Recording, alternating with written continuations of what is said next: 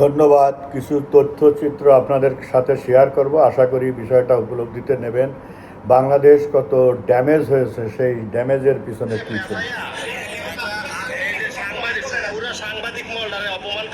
একজন জুলাই যোদ্ধা তথাকথিত, দেখেন এখন বেন্টিস নাই, আপনার মাথাটা খোলেন তো দেখি। খোলেন ভাই, মাথা খোলেন, আপনার মাথা খোলেন, আপনার মাথাটা খোলেন আগে দেখি, দেখি মাথা, যদি আপনার মাথা খোলেন ভাই, প্লিজ মাথাটা খোলেন দেখি, দেখি দেখি। উনি হাতে বেন্টিস, মানে হাতে ব্যান্ডেজ ছিল, খুলে ফেলাইছে সাংবাদিকরা। এখন ভাই এখন মাথা খুলতেছে না, মাথায়ও ব্যান্ডেজ লাগানো, কিন্তু কিছু হয়নি, বুঝছেন। এইভাবে ব্লান্ডার করা হয়েছে জাতিকে। আমার কথা শুনে আপনার মাথাটা খোলেন, একটু খোলেন, আপনার মাথা প্লিজ একটু খোলেন। আমরা নিজেরা আপনার মাথা বেন্ডিজ করে দেবো, আপনি খোলেন মাথা বেন্ডিজ, খোলেন মাথা বেন্ডিজটা দেখি ভাই, খোলেন খোলেন খোলেন খোলেন ভাই, মাথা বেন্ডিজ খোলেন দেখি ভাই, দেখি আপনার বেন্ডিজটা দেখি, খোলেন খোলেন দেখি কি কি আছে ভাই। আর কিছু দেখার দরকার আছে, আর কিছু আপনাদের উপর ছাড়লাম। এই হলো জুলাই যোদ্ধাদের, মানে যে ধরনের পরিকল্পিতভাবে তারা এই অপরাধগুলো সংগঠিত করা হয়েছে, সেইগুলোর বিস্তারিত আপনাদেরকে দেখানোর উদ্দেশ্যেই এই মহান এই যে শোনেন। জুলাই যোদ্ধা কেন দিতে পারি না জানেন? জুলাই যোদ্ধা বললে আমাদেরকে মানুষ বলে তোমরা তো ছিনতাইকারী, তোমরা তো ডাকাত, তোমরা তো দেশের টাকা ডাকাতি করছো, তোমরা তো দেশের টাকা লুটপাট করছো, তোমরা তো দেশের টাকা আত্মসাৎ করছো, তোমরা জুলাইকে বিক্রি করছো, তোমরা জুলাই জাদুঘর নামে হাজার হাজার কোটি টাকা আত্মসাৎ করছো, তোমরা জুলাইকে বিক্রি করে আজকে গাড়ি বাড়ির মালিক হইছো, তোমরা জুলাইকে বিক্রি করে। আর কিছু এসব ব্যাপারে দেখতে চায় না, দেখে না, সে বিচার চায় না। কারণ তার মেয়ে ছেলে এলো বিদ্যুৎ স্পৃষ্ট হয়ে মারা গেছিল, সেখানে সাংবাদিকদের বিরুদ্ধে জুলাই শহীদ হিসেবে মামলা করেছে। কারণ আমি বিচার চাই না, মাফ চাই। এখন বলেন, মারা যাওয়া একজনের মৃত্যুকে কেন্দ্র করে দায়ের হয়েছে হত্যা মামলা। সেই মামলায় আসামি করা হয়েছে দুজন সাংবাদিককেও।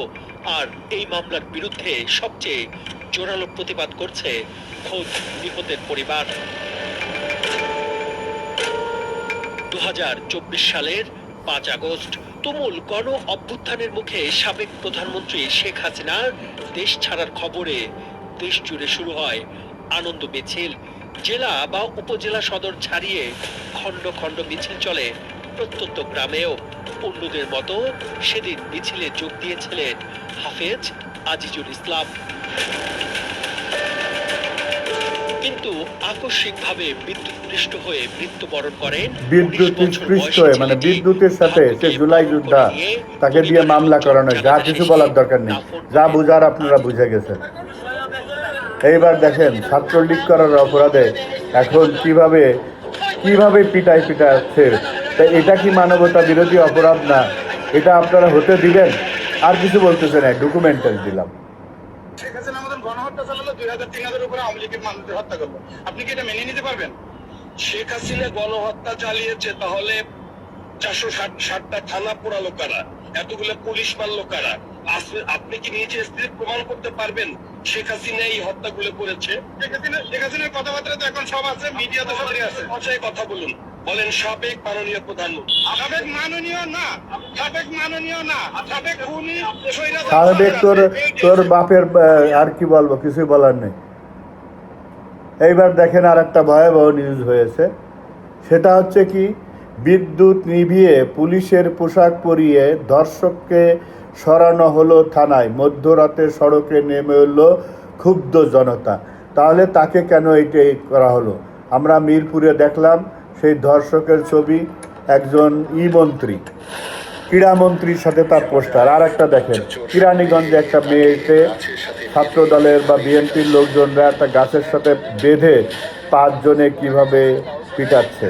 আজকে একটি স্লোগান দেখলাম যে জুলাইয়ে নারীর যৌন অঙ্গ নিয়ে যারা মিছিল দিয়েছে তাদেরকে জাতীয় বীর ঘোষণা করার হয়েছে। আর এর ফলেই আজকে নারীর প্রতি এত সহিংসতা।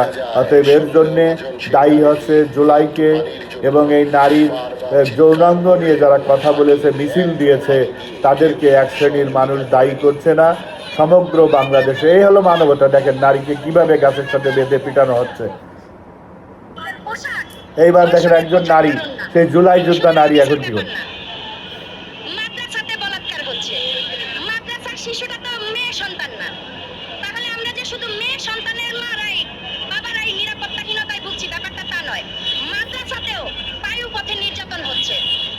সেইটা নিয়ে কেন শাহেক আহমদুল্লাহ, মিজানুর রহমান আজহারি এরা কেন চুপ? তারা এটা নিয়ে কেন কথা বলে না?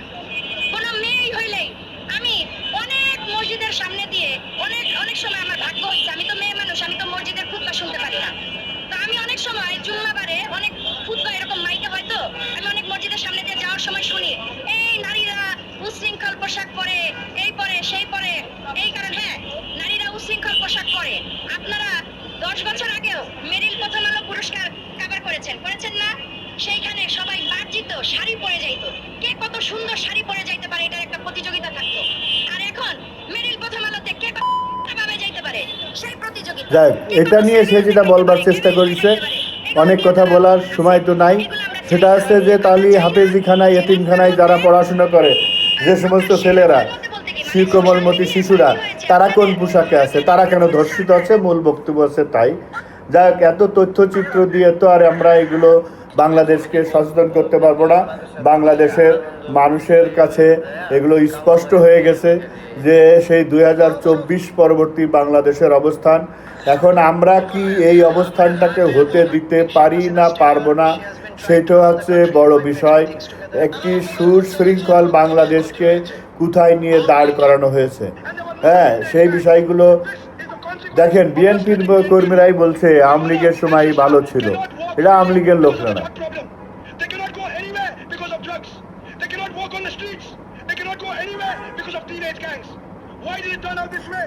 Because of all this. The elders say this. We are ordinary BNP workers. We cannot speak out. এই হলো বাস্তবতা। আমরা গর্বিত বাংলাদেশের মানুষ যে আমরা সেই নেত্রীর উত্তরাধিকারী, যিনি বঙ্গবন্ধু কন্যার জাতির জন্য। এখন দেখেন, ধর্ষণের প্রতিবাদ করায় রামি স্যার, তাকে একটা নিউজ করা হয়েছে রেড মার্ক দিয়ে। সে লোক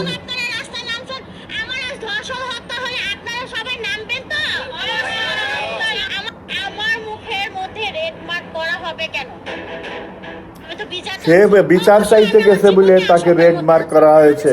তার মানে বাংলাদেশে অন্যায়ের বিরুদ্ধে আর কোনো প্রতিবাদ করা যাবে না, সেই জায়গাটা আমরা রয়েছি। দেখেন,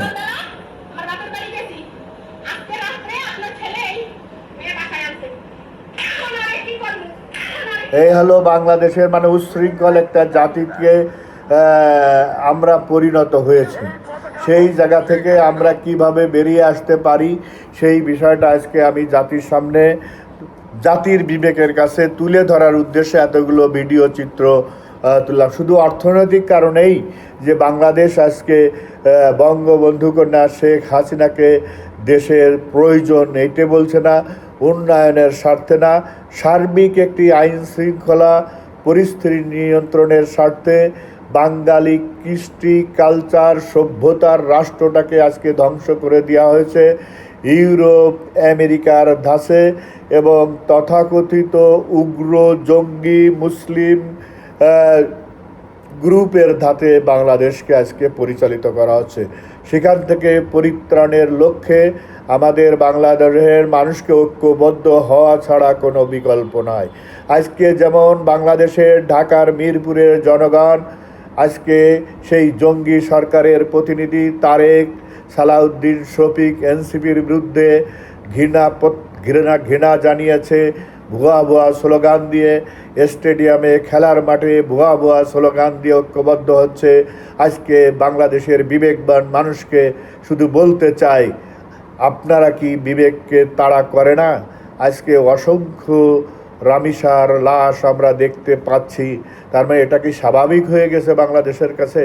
এটাই আবার প্রশ্ন, আর কিছু না। উন্নয়নের কথা বাজে পরে, আজকে স্বাভাবিক মৃত্যুর গ্যারান্টি নেই 3 বছরের বাচ্চা থেকে 70 বছরের বৃদ্ধ মহিলা। কোনো দেশ সভ্য কিনা তার পূর্ব প্রমাণ হচ্ছে সে দেশের নারী সামাজিক এবং আইনগত অধিকার কতটুকু ভোগ করে। বিচারের ভার আপনাদের উপর ছেড়ে দিলাম।